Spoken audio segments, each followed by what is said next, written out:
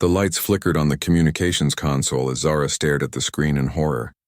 Her three-fingered hands moved quickly across the controls, trying every channel she knew. Nothing worked. The Vorath ships were jamming everything. Outside the window of the communications hub, she could see fires burning on the horizon. The Vorath had attacked 3 colonies at the same time. Thousands were dead already. The Zalari military, small and unprepared, was being destroyed. Their peaceful federation had never faced an enemy like this. Zara was young, only 20 cycles old and her species counting. She had taken this job because it seemed safe and boring. Monitor the channels, relay messages, file reports. Nothing exciting ever happened at the communications hub. Until today. High Chancellor Torren's voice came through her headset. The old leader sounded tired and afraid. He wanted her to reach their allies in the nearby systems. He wanted reinforcements. He wanted help. But Zara couldn't reach anyone. The Vorath had made sure of that. She looked at her console again. Her supervisor had left hours ago to be with his family. Everyone who could leave had left. But Zara stayed. Someone had to keep trying. Someone had to call for help. Then she remembered something from her training. Years ago there had been an old network. Ancient frequencies that nobody used anymore. They were banned because they were unpredictable. Signals could bounce across space in strange ways. But right now Zara didn't care about the rules. Her hands shook as she opened the old frequency database. She selected every channel she could find. Then she recorded a simple message. They needed help. They were under attack. Please, anyone who could hear this, please help them. She broadcast the message on every old frequency at once. Then she waited. Nothing happened. She sent it again.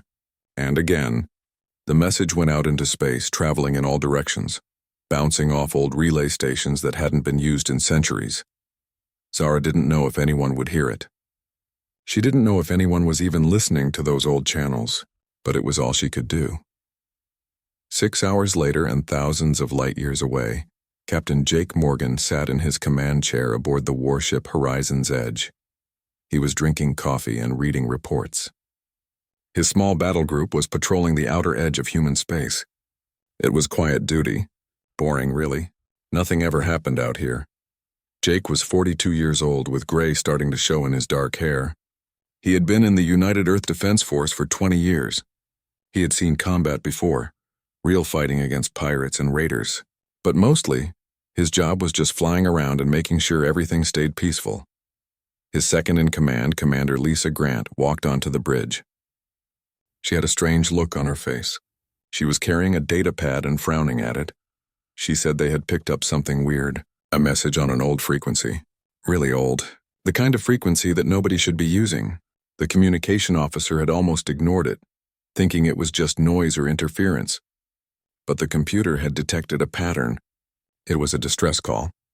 Jake took the data pad and listened to the message. The translation software worked on it for a few seconds. Then he heard a voice, scared and desperate. It was speaking a language he had never heard before. But the software converted it to English.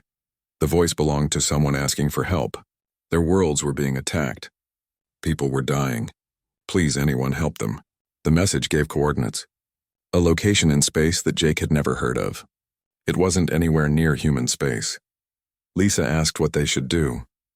Protocol said they should report this to Earth Command and wait for orders. First contact with aliens was supposed to go through proper channels. There were procedures, rules, diplomatic processes. But Jake looked at the message timestamp. It was already 6 hours old. The transmission had taken that long to reach them. If they reported it and waited for orders, it could be days before anyone did anything. And by then, whoever sent this message might be dead. He made a decision. He ordered his 5 ships to change course. They would go to those coordinates. They would see what was happening. If people needed help, he would help them. He could deal with the paperwork and the angry admirals later. Lisa looked worried, but she nodded. She trusted Jake's judgment. She had served with him for 5 years. She knew he didn't make decisions like this lightly. Jake called his other ship captains and told them what was happening. They would jump to faster than light speed and head for the coordinates. It would take them 12 hours to get there. He wanted everyone ready for anything. They didn't know what they would find. The captains agreed without hesitation. That was the thing about the Defense Force. When someone called for help, you went. It didn't matter if they were human or not. Back on Zalara Prime, Zara sat at her console. She had been sending the message for hours. Her eyes hurt from staring at the screens. The fires outside were getting closer. The Vorath ships were destroying everything. High Chancellor Torin had ordered an evacuation of the capital city. But where would people go? The Vorath controlled the space around their planet. Nobody could escape. Zara kept broadcasting. Maybe someone would hear. Maybe help would come. It was a foolish hope, but it was all she had. She didn't know that her message had already been received. She didn't know that 5 human warships were racing through space toward her world. She didn't know that everything was about to change. The Vorath Admiral Vex stood on the bridge of his flagship. He watched the Zalari defenses crumble on his displays. This was easy, too easy. The Zalari had no real military. Their ships were slow and weak. Their weapons barely scratched his shields. In 3 days, maybe 4, the Zalari Federation would surrender. Then the Vorath Dominion would own 7 new worlds. Rich worlds, useful worlds, and after that they would move on to the next target. The galaxy was full of weak species just waiting to be conquered. Vex had no idea that he had just made the biggest mistake of his life. He had no idea that humanity existed. He had no idea that they were coming. And he had absolutely no idea what was going to happen when they arrived. The human fleet dropped out of faster-than-light travel at the edge of the Zalari system. Jake Morgan stood on his bridge, watching the tactical display update. What he saw made his blood run cold. Dozens of ships were fighting around the planet. Explosions lit up the darkness of space. 2 large orbital stations were burning, already destroyed. Smaller ships were trying to defend the planet, but they were losing badly. Lisa stood beside him, studying the same display. She pointed out the attacking ships. They were bigger than the defenders. Their weapons were tearing through the defensive ships like paper. On the planet below, sensors detected fires. Lots of fires. Cities were burning. Jake ordered his communications officer to try to reach the defenders. It took a few minutes, but they finally got through. A voice answered, speaking that strange alien language. The translation software worked quickly this time. It had learned from the distress call. The voice belonged to High Chancellor Torin. He sounded old and exhausted. He asked who they were. How did they get this frequency? Were they here to help or to take advantage of the chaos? Jake introduced himself. He explained that they had received a distress call. They had come to help. He knew it sounded crazy. First contact with aliens should be happening with diplomats and scientists. Not like this. But there wasn't time for proper procedures. Torin went quiet for a moment. Then he asked what kind of help 5 small ships could possibly provide. The Vorath had over 50 warships in the system. They were winning. Nothing could stop them now. Jake told him to watch. Then he switched channels and spoke to his weapons officer, Lieutenant Kyle Burton. He wanted targeting solutions on the closest enemy ships. Kyle was young, only 25, but he was the best tactical officer Jake had ever worked with. Kyle's fingers flew across his console. Within seconds, he had targets locked. The enemy ships were moving in a predictable pattern, assuming the defenders had no way to hurt them. They were wrong. Jake gave the order to fire. The human ships opened up with their railguns. Solid metal projectiles accelerated to incredible speeds crossed the distance in seconds. They hit the Vorath ships with devastating force. The Vorath shields were designed to stop energy weapons, lasers, plasma bolts, that sort of thing. But kinetic weapons were different. The railgun rounds punched straight through the shields like they weren't even there. They tore through the Vorath ships, ripping huge holes in their hulls. 3 Vorath ships exploded in the first volley. The others scattered, trying to figure out what had just happened. They had never seen weapons like this before. Admiral Vex stared at his screens in disbelief. 3 of his ships were gone. Just like that. He looked for the attackers. His sensors found them. 5 ships, much smaller than his warships. Where had they come from? Who were they? He ordered 20 ships to intercept the newcomers. That should be more than enough. These new ships were tiny. They couldn't possibly stand against his fleet. Jake watched the enemy ships turn toward his fleet. He smiled. They were making this easy. He ordered his ships to split up and engage. The human vessels moved with precision, their engines more powerful and responsive than anything the Vorath had ever seen. The Vorath ships fired their plasma cannons. Bright bolts of superheated gas crossed space toward the human fleet. But the human ships were already moving. They dodged and weaved, their pilots reacting faster than should be possible. The few shots that did connect hit the human shields and were absorbed. Human shield technology was different too. Multiple layers, adaptive frequencies. The Vorath weapons barely made them flicker. Then the human ships fired back. Railguns and missiles. The missiles were smart, adjusting their course to follow the Vorath ships. The Vorath tried to shoot them down, but there were too many. Explosions blossomed across space as missile after missile found its target. In less than 10 minutes, 15 Vorath ships were destroyed. The others tried to retreat, but the human ships were faster. They chased them down, picking them off one by one. On his flagship, Vex couldn't believe what he was seeing. His fleet was being massacred, 20 ships reduced to wreckage in minutes. He ordered a full retreat. All ships fall back to the outer system. They needed to regroup and figure out what they were dealing with. But Jake wasn't letting them go. He ordered Commander Troy Phillips, captain of the destroyer Valiant, to pursue. Troy was an aggressive fighter, always pushing forward. His ship chased the retreating Vorath, destroying 2 more before they could escape. On Zalara Prime, everyone in the Defense Command Center stared at their screens in shock. They had watched 5 unknown ships destroy a third of the Vorath attack force. It didn't seem possible. Nothing in the galaxy fought like that.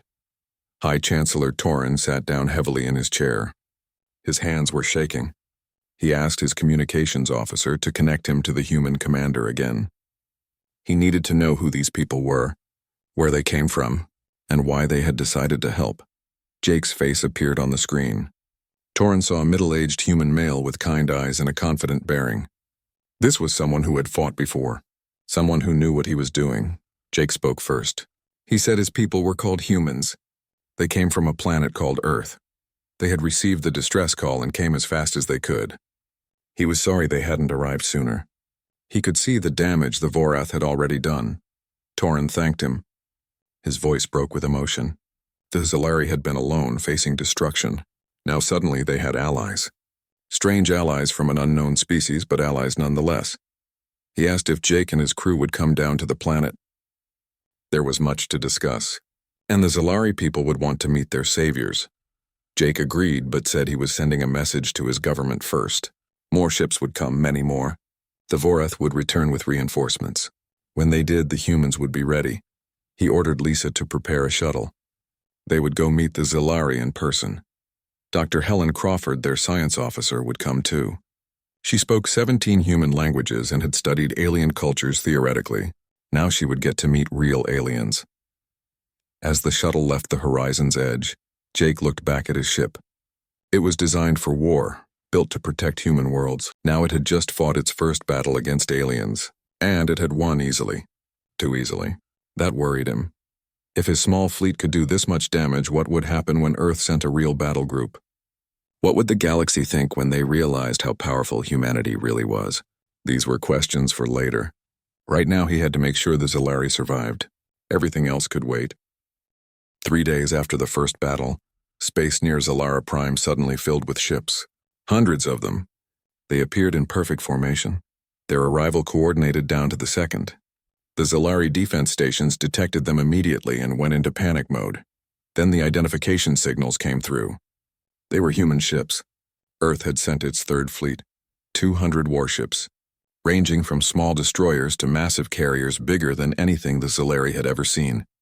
Admiral Patricia Stone stood on the bridge of her flagship, the Endeavor. She was 55 years old with silver hair and sharp eyes.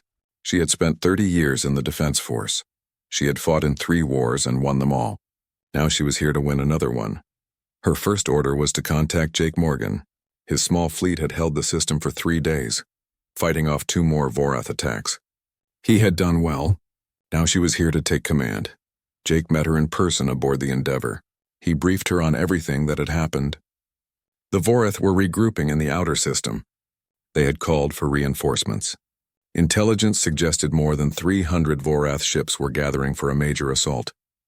Patricia listened carefully. Then she smiled. 300 ships sounded like a lot, but she had faced worse odds.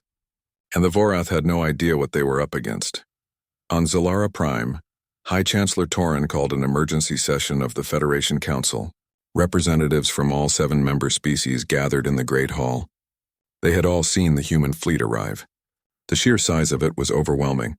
One representative asked the obvious question.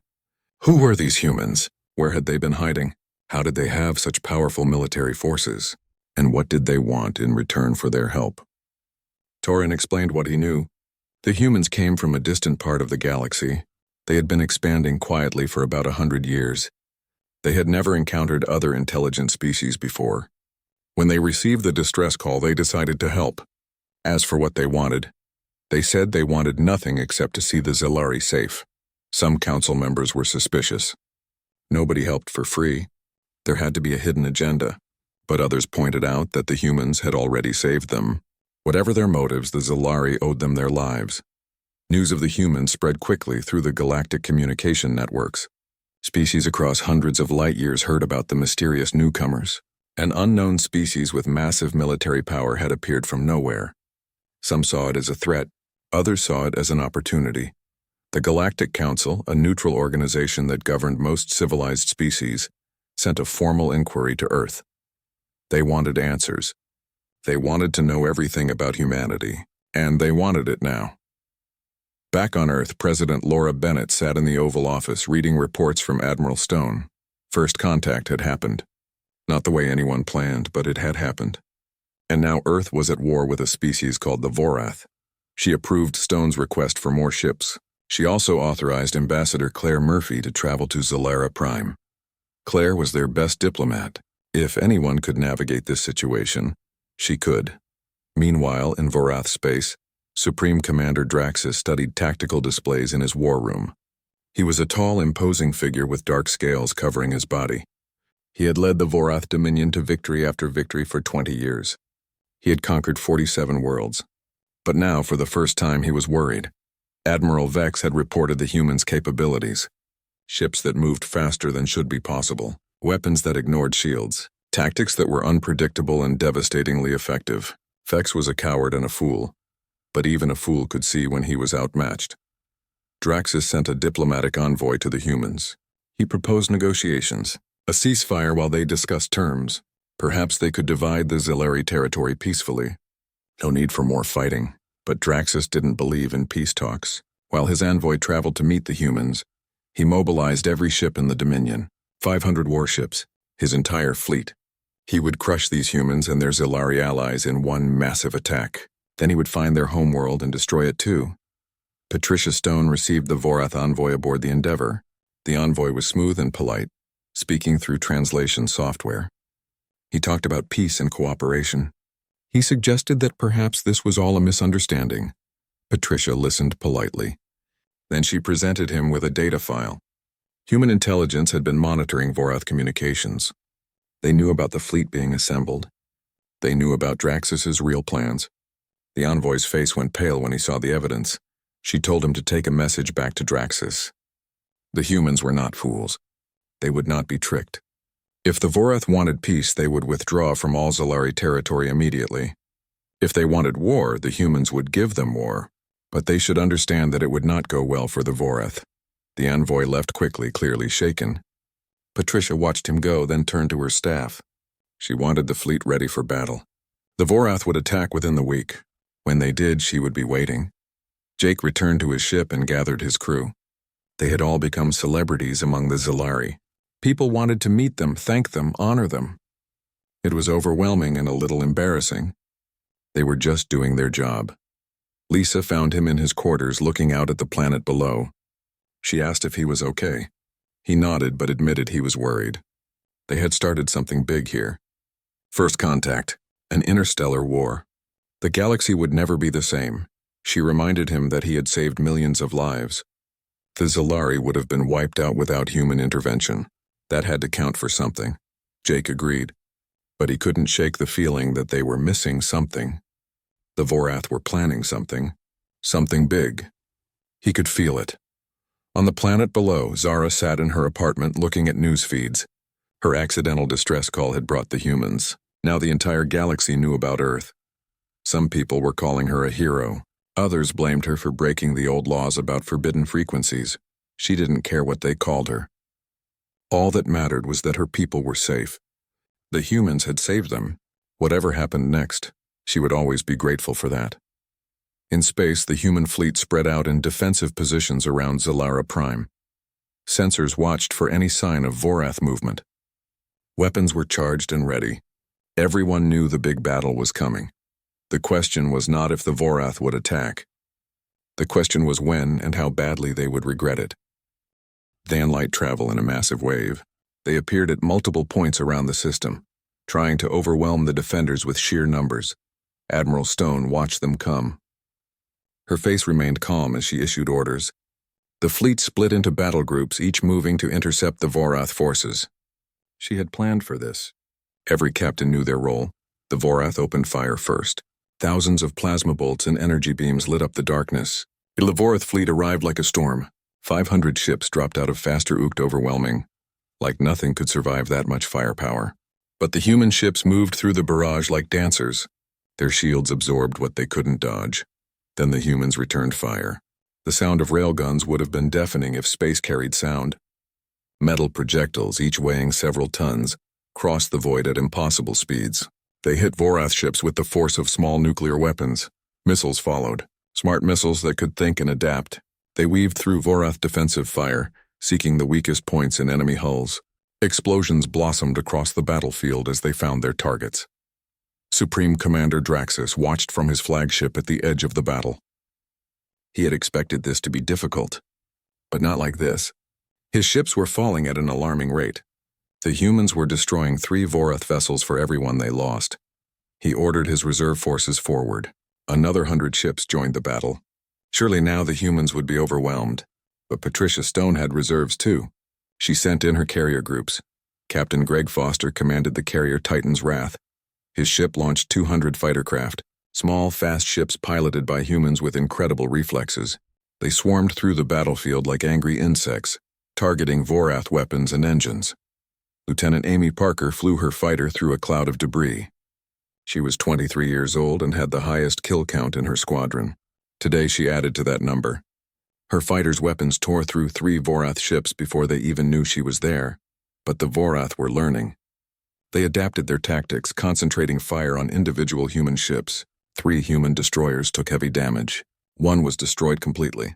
97 crew members died in the explosion. Jake felt each loss personally. These were his people, men and women he had trained with. Friends.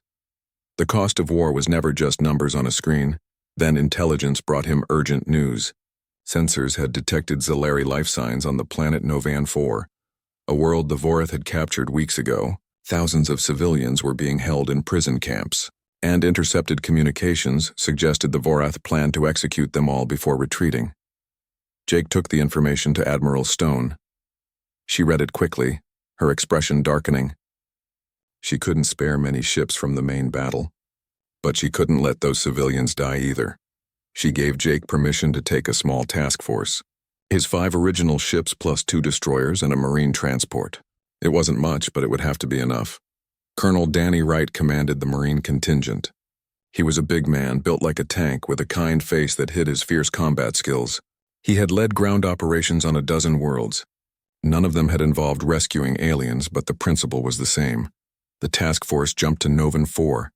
They found the planet heavily defended. 20 Vorath ships orbited it, along with ground-based defenses. The mission looked impossible. Jake smiled grimly. Impossible missions were becoming his specialty. He ordered his ships to spread out. They would hit the Vorath from multiple directions at once. Confusion was their best weapon. The attack began with missiles, hundreds of them, programmed to target the orbital defenses. While the Vorath tried to deal with the missile swarm, Jake's ship swept in low and fast. Commander Troy Phillips, as aggressive as ever, took his destroyer straight through the Vorath formation. His weapons blazed, destroying 2 enemy ships before they could react. Then he was past them, heading for the planet. The marine transport followed in his wake, protected by the destroyer's bulk. It entered the atmosphere and headed for the largest prison camp. Danny Wright and his marines prepared for combat, checking weapons and armor. The transport landed hard, its ramp dropping even before it settled. Marines poured out, moving with practiced efficiency. The Vorath guards were caught completely by surprise. They had expected to be safe this far behind their lines. The fight was short and brutal. Human weapons and training proved superior. Within minutes, the guards were either dead or surrendering.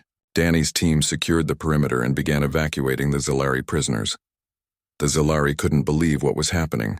Strange aliens in armor were freeing them. Some were too scared to move. Others wept with relief.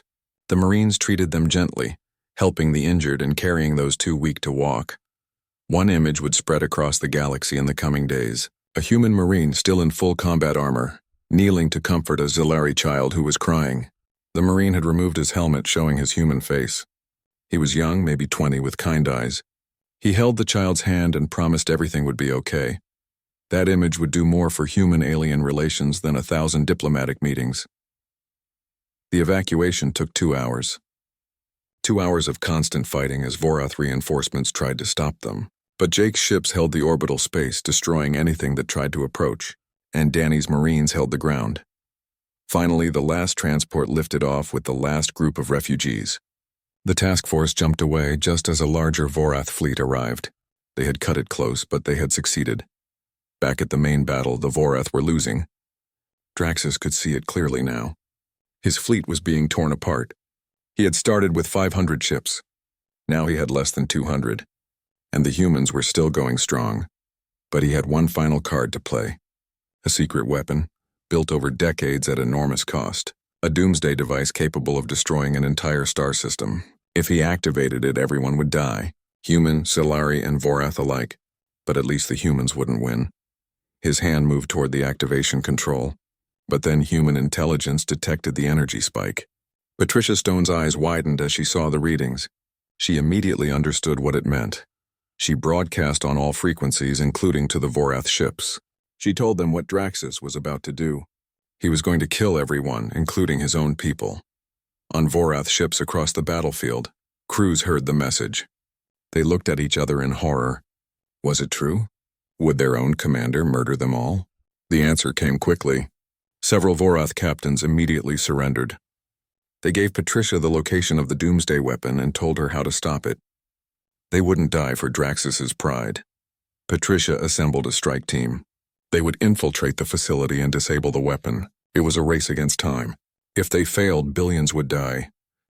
The strike team moved through the facility like ghosts. Jake led from the front, his weapon ready. Behind him came 20 Marines, all volunteers. They knew the risks. If they failed, everyone died. The facility was deep underground on a dead moon. The Vorath had hidden it well. Security was heavy, but the surrendered Vorath captains had provided access codes and map data. That helped, but it was still dangerous. They encountered the first guards at a checkpoint. The guards raised their weapons, but they were too slow. The Marines took them down with precise shots. No time for mercy, too much at stake. Jake checked his tactical display. The weapon control room was 3 levels down. They had 15 minutes before the weapon reached full charge. After that, nothing could stop it from firing. They moved faster, running through corridors and downstairs. More guards appeared. More fighting. 2 Marines went down with injuries. Their comrades dragged them along. Leave no one behind. That was the rule. Finally, they reached the control room. Heavy blast doors blocked their way.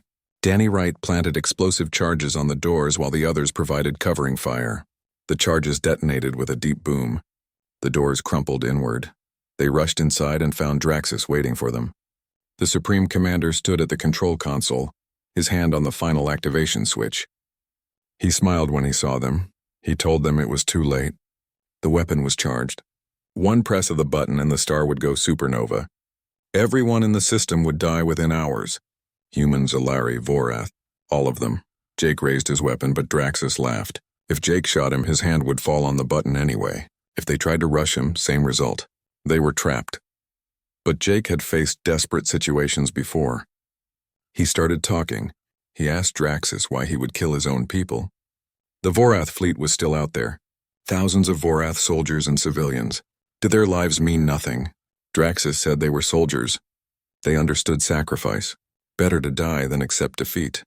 The Vorath Dominion would never surrender to inferior species. Jake kept him talking while Lisa worked at another console, trying to find a way to shut down the weapon remotely. She was brilliant with technology, her fingers flying across alien controls, but the system was complex and time was running out. Then something unexpected happened. A Vorath officer entered through a side door. He was one of Draxus's own men, a captain who had served under him for years. But now he pointed his weapon at his commander. The captain said he wouldn't let Draxus kill everyone. The war was over. They had lost. It was time to accept that and save whoever could be saved. Dying for pride was not honor. It was madness. Draxus looked shocked, betrayed by his own officer. He started to press the button anyway, but the captain fired. The shot was perfect, hitting Draxus's hand and knocking it away from the controls. Draxus fell, clutching his injured hand. Lisa immediately shut down the weapon. The energy readings dropped rapidly. Within seconds, the threat was over. The system was safe. Danny's Marines secured Draxus. The former Supreme Commander cursed them all, but nobody listened. He was finished. The war was over. Back in orbit, Admiral Stone received confirmation that the weapon was disabled. She immediately ordered a ceasefire. The remaining Vorath ships surrendered quickly. They had been ready to die, but not like that. Not for a madman's pride. The Battle of Zalara Prime was over. The Vorath had lost nearly 400 ships. The humans had lost 15. The numerical disparity shocked everyone who saw the final reports. It wasn't a battle. It was a demonstration of technological superiority. In the days that followed, the galaxy tried to process what had happened. An unknown species had appeared from nowhere and defeated the Vorath Dominion, one of the most powerful military forces in known space. And they had done it almost effortlessly. The Galactic Council called an emergency session. Representatives from hundreds of species gathered to discuss the human question. What did Earth want? Would they conquer like the Vorath had, or would they honor their claims of wanting only peace? President Laura Bennett addressed the council personally. She traveled to the council chambers, the first human leader to do so. She stood before the assembled aliens and spoke simply. Earth wanted to join the galactic community as equals. They wanted trade, cultural exchange, and friendship. They would maintain their military, because the galaxy was clearly dangerous, but they would never use it for conquest. Only for defense. For themselves and for their allies, she proposed a new alliance. The Zalari Federation and Earth would form a mutual defense pact. Any species that wanted to join would be welcome. Together they would protect each other from threats like the Vorath. The council debated for days. Some species were suspicious. Others were eager. But in the end, the Zalari testimony made the difference. High Chancellor Torin spoke about how the humans had saved them, how human Marines had protected Zalari children, how humanity had shown honor and courage. The Treaty of Stars was signed 3 weeks after the battle. Earth and the Zalari Federation became formal allies. 12 other species immediately joined the alliance. More would follow in the months to come. Jake was promoted to Admiral and given command of the new Galactic Defense Initiative. It was a joint force with ships and crews from multiple species. His flagship was the newest human carrier, appropriately named the Unity. He stood on the bridge of the Unity, looking out at the fleet gathered around him. Human ships flew alongside Zalari vessels. Other species had sent ships too. 12 different designs, all united under one banner. Lisa stood beside him, now a captain with her own ship. She said it was amazing how much had changed. Just a month ago, humanity was alone in space. Now they were part of something bigger, Jake agreed. But he was most proud of what hadn't changed. Humanity had power now, real power. They could have used it to dominate. Instead, they chose to protect. That said something important about who humans were. On Zalara Prime, Zara walked through a memorial park dedicated to those who had died in the war. A statue stood at the center. It showed a human Marine kneeling beside a Zalari child, the image that had touched the galaxy. She had been offered a job working as a translator aboard a human ship. She accepted immediately. She wanted to learn about these strange aliens who had saved her people. She wanted to help build bridges between their species. As she stood there, a human shuttle landed nearby. She recognized the passengers. It was Jake and his crew visiting the memorial. She walked over to meet them. Jake greeted her warmly. He knew who she was. The communications officer whose accidental distress call had started everything. He thanked her. If she hadn't sent that message, none of this would have happened. Zara smiled. She told him she was just doing her job, trying to save her people. She never imagined it would lead to this. Jake said that was how the best stories started. Someone doing the right thing, even when it seemed hopeless. And sometimes, the galaxy answered. They stood together, human and Zalari, looking at the memorial. Behind them, their two species were building a new future. A future where no one had to face threats alone. A future where calling for help would always bring friends running. It was, Jake thought, a future worth fighting for. 6 months had passed since the Battle of Zalara Prime. The galaxy was still adjusting to the new reality. Humanity was no longer a mystery. They were a known force, and everyone had opinions about them. Jake walked through the corridors of Unity Station, the new headquarters of the Galactic Defense Initiative. The station orbited a neutral world chosen by the Alliance members. It was massive, big enough to house 50,000 personnel from dozens of different species. He passed Zalari technicians working alongside human engineers. A group of Vorath former enemies now seeking redemption, trained with human marines. It was strange and wonderful at the same time. The galaxy was learning to work together. The Vorath Dominion no longer existed. After Draxus's capture, their government had collapsed. Civil war had threatened, but the Alliance stepped in. They helped the Vorath people establish a new democratic system. It wasn't easy. Old habits died hard, but progress was being made. Draxus himself stood trial before a mixed tribunal of judges from multiple species. The trial lasted 2 months. Evidence of his crimes filled thousands of data files. 47 worlds conquered. Billions killed or enslaved. The numbers were staggering. He was found guilty on all charges. The sentence was life imprisonment on a secure facility, with no possibility of release. Some had called for execution, but the new alliance wanted to show they were better than the old systems of revenge. Jake reached the command center and found Ambassador Claire Murphy waiting for him. Claire had been working non-stop since arriving in Zalari space. She coordinated diplomatic efforts, negotiated treaties, and solved problems that threatened the fragile alliance. She told Jake they had a situation. 3 species on the outer rim were asking to join the alliance, but they were also asking for protection. A pirate confederation had been raiding their worlds. They didn't have the military strength to stop it. Jake studied the data she provided. The pirates were well organized and well armed. They had been operating for years, taking advantage of the chaos caused by Vorath expansion. Now with the Vorath gone, they were getting bolder. He made a decision quickly. They would help. That was what the alliance was for. He began planning a military operation, coordinating with captains from multiple species. It would be the alliance's first joint operation beyond the Zalari system. Lisa, now commanding her own task force, volunteered to lead the mission. She had proven herself in the war against the Vorath. Jake trusted her completely.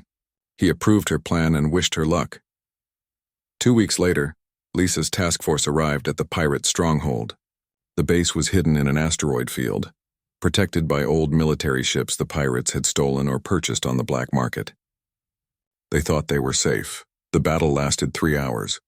The Alliance ships, working together smoothly, systematically dismantled the pirate defenses.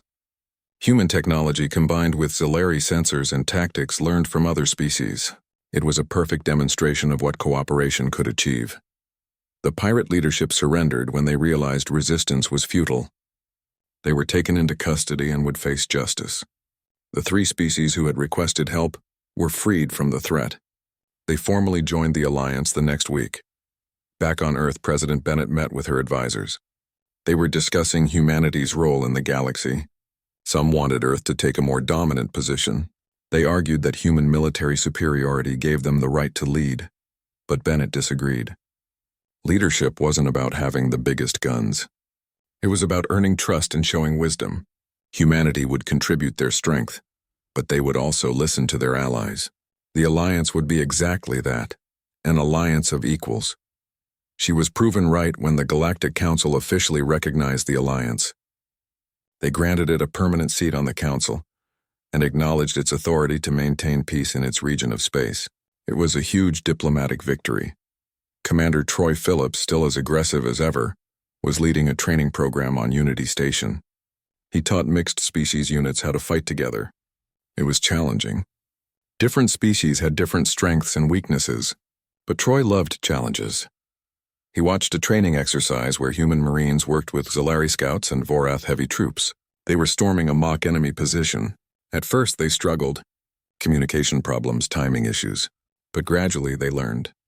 By the end of the exercise they moved like a single unit. Troy smiled. This was the future. Not humans alone, but humans working with others. Each species bringing their best qualities to the team. Zara had settled into her new role aboard a human exploration vessel. She worked as a translator and cultural liaison. The ship's mission was to map unknown regions and make peaceful contact with new species. She enjoyed the work. Every day brought something new. Different worlds, different cultures, and she was helping to build understanding between them all. It was meaningful work, the kind that made her proud. The ship's captain, a friendly human woman named Karen Price, treated Zara like family. The whole crew did. They were curious about her culture and eager to learn. It was so different from the fear and suspicion that had dominated galactic relations before. Colonel Danny Wright had returned to Earth for a brief leave. He visited the families of the Marines who had died in the war. It was hard seeing their grief, but they deserved to know that their loved ones had died heroes, that they had saved countless lives. One mother asked him if it was worth it. Fighting for aliens they had never met before. Danny thought carefully before answering. He told her that his son had died protecting innocent people. It didn't matter what species they were. Innocent was innocent, and yes, it was worth it. High Chancellor Torin, now elderly and looking forward to retirement, gave a speech to the Zalari people. He reflected on how much had changed. A year ago, the Zalari had been alone and facing destruction. Now they were part of a strong alliance with friends across the galaxy. He said the humans had taught them an important lesson. Power should be used to protect, not to dominate. Strength without compassion was just brutality, but strength with compassion could change the galaxy. Jake stood in his office aboard Unity Station, looking at a photo on his desk. It showed his crew from the horizon's edge, the 5 ships that had responded to that first distress call. Everything had started there. One decision to help strangers. Lisa entered his office carrying more reports. There was always more work. New members joining the alliance, new threats to address, trade negotiations, technology sharing programs. The list went on, but Jake didn't mind. This was important work. They were building something that would last. A galaxy where species could coexist peacefully, where calling for help meant help would come, where strength was used to protect the weak, not exploit them. He thought about Zara's desperate message, broadcast on those ancient frequencies. She had hoped someone would hear, someone would care, and humanity had answered. That was who humans were. When someone called for help, they came running, with everything they had. No hesitation, no calculation of cost versus benefit. Just the simple understanding that people needed help, and they could provide it. Other species were learning from that example. The alliance was growing stronger every day, not through conquest or intimidation, through friendship and mutual support. Jake looked out the window at the ships docked around Unity Station. Dozens of vessels from a dozen different worlds, all working together, all committed to the same ideals. The galaxy had changed. Humanity had changed it, not by force, but by showing what was possible when people chose cooperation over conflict. When they chose to help instead of exploit, it was a new beginning. For humanity, for the Zalari, for all the species of the Alliance, and for the galaxy itself, the future was bright. And it was just beginning.